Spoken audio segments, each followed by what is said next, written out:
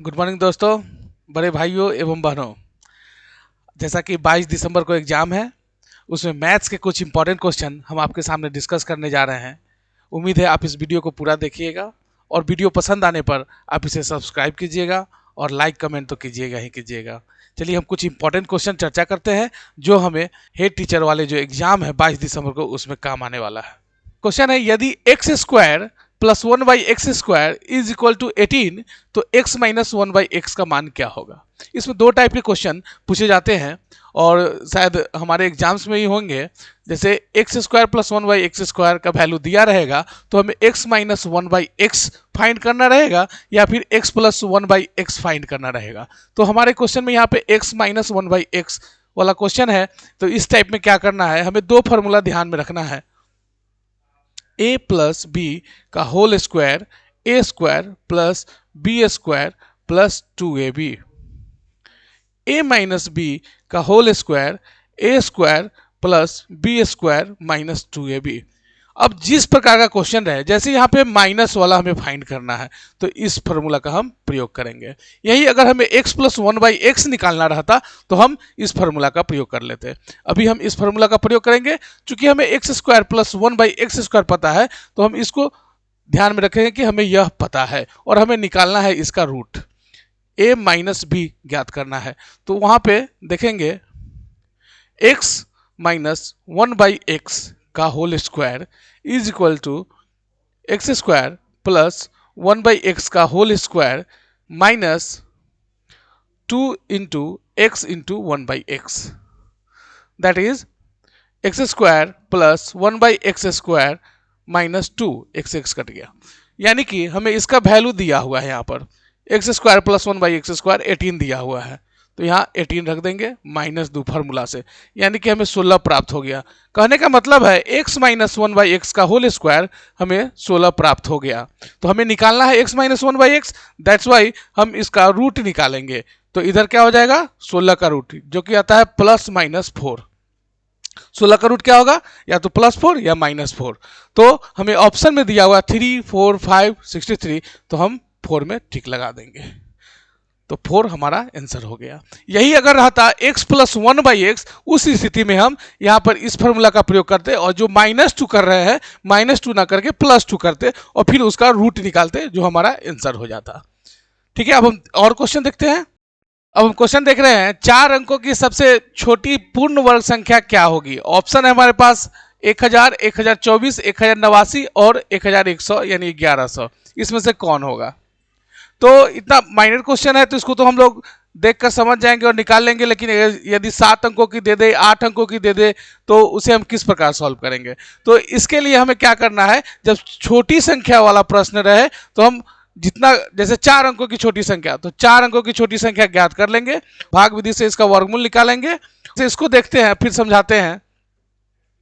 3 3 3 9 6 1 0 0 1 1 1 62 61 9 39, यानी यहाँ पे हम देख रहे हैं कि 31 का स्क्वायर जो होगा, 31 का स्क्वायर जो होगा वह 1000 से छोटा होगा और 1000 जो है पूर्ण वर्ग नहीं है। यानी 31 के जस्ट बाद वाला जो होगा, जो कि 4 अंकों की सबसे छोटी वर्ग संख्या होगा, जो कि 32 का स्क्वायर होगा। तो 32 का स्क्वायर कितना होता है, 32 का स्क्वायर होता है 1024।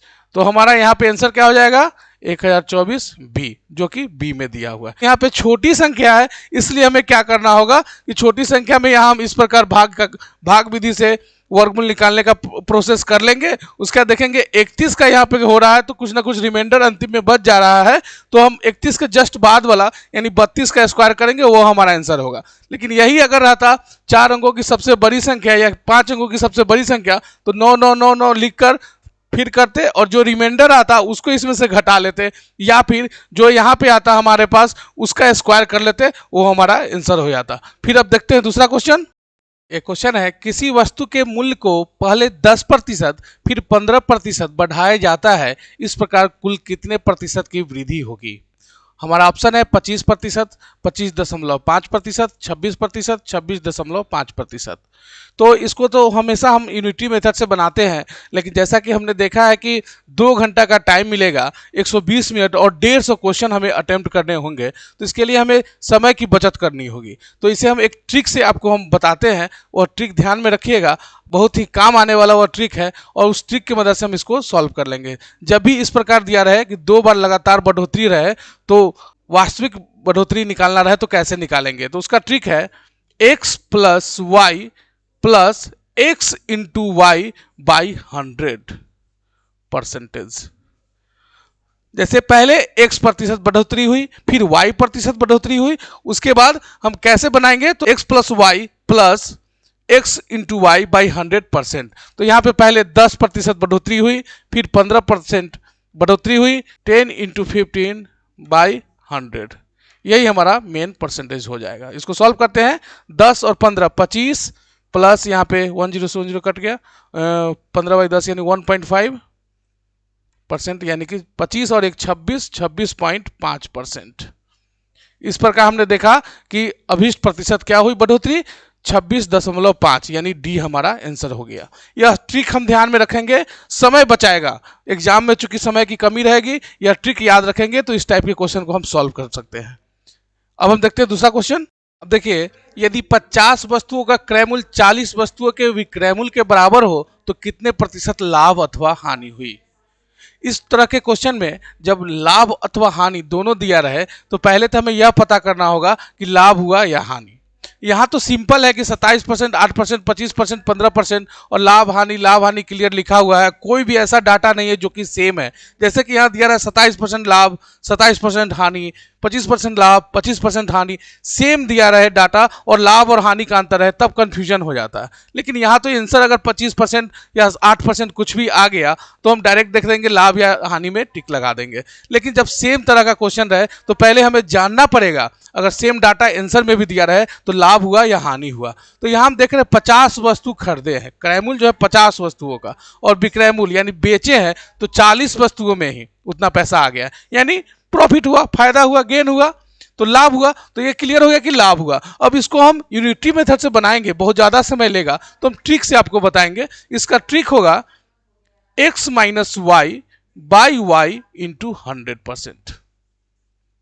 कितना लाभ हुआ, तो x minus y by y into 100%। x यहाँ 50 वस्तुओं का क्रय मूल्य है इसलिए x, और y 40 वस्तुओं का विक्रय मूल्य है इसलिए y 40। इसको आप बनाते हैं 50 माइनस 40 बाई 40 इंटू 100%। सॉल्व करेंगे 10 बाई 40 इंटू 100,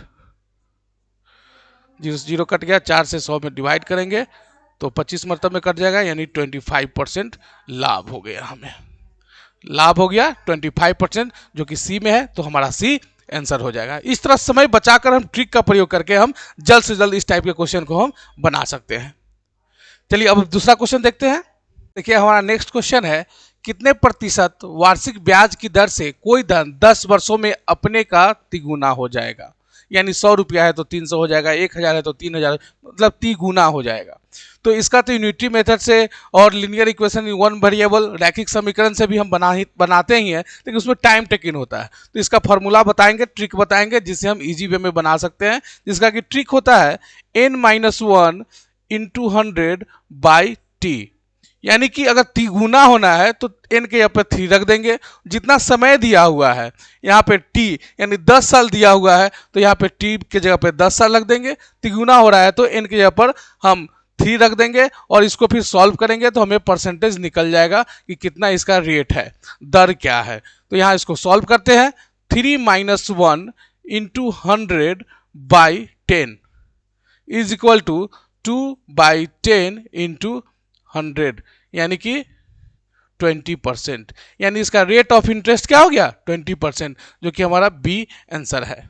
इस तरह हम समय बचाकर इसको सॉल्व कर सकते हैं। चूंकि समय की बहुत ही कमी होगी, 2 घंटे का एग्जाम है और 150 क्वेश्चन रहेंगे, तो हमें समय बचाना है और ट्रिक का इस्तेमाल करना है, मैथ्स से भागना नहीं है। हमारे चैनल से जुड़े रहिए और मैथ्स को एकदम ईजी तरीका से सॉल्व कीजिए। जो भी मैथ्स के क्वेश्चन रहेंगे उसको भी पूरा टच करना है और मैथ्स में पूरा से पूरा मार्क्स लेकर आना है। ऐसे इसका डिटेल सभी चैप्टर बाय चैप्टर हमारे चैनल पे दिए गए हैं, आप उस चैनल को सब्सक्राइब कीजिए और इस टाइप के क्वेश्चन को हम डेली लाते रहेंगे। क्वेश्चन आप सब्सक्राइब कीजिए, बेल आइकन को प्रेस कीजिए, आपको जैसे ही हम वीडियो डालेंगे आपको नोटिफिकेशन मिल जाएगा। आप उस वीडियो को देखिए, आपका हर वीडियो में 1-2 नंबर तो कंफर्म होते ही चला जाएगा। बस आज के लिए इतना ही, फिर मिलते हैं नेक्स्ट सेशन में। Thank you.